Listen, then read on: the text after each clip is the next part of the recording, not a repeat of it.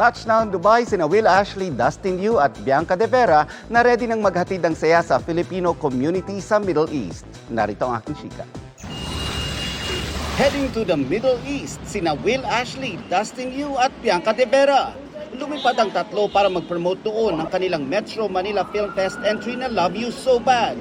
At ibahagi sa Global Pinoys ang inspirasyon, lalo na sa mga nangungulila sa ating bansa. Ang tagal na po namin hinihintay na ma-meet yung aming fellow Filipinos. Been away from their families as well. So we've been waiting for this moment for a very, very long time. Pero hindi lang naman po para sa Pilipinas ang saya ng aming pelikula.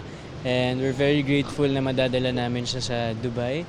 And of course, we're very excited to see yung mga kababayan po natin na nasa Dubai. Maghahatid rin sila ng saya sa isang concert para sa mga Pinoy sa Middle East.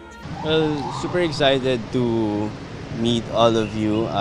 Madami kami nakikita na talaga mga Pilipino sumusuporta sa amin during PBB days pa lang. And super grateful kami na magkakaroon kami ng chance to meet them. Pagbalik ni na Will, Dustin at Bianca, sasabak silang muli sa taping ng inaabangang GMA Network at ABS-CBN Studios collab na The Secrets of Hotel 88.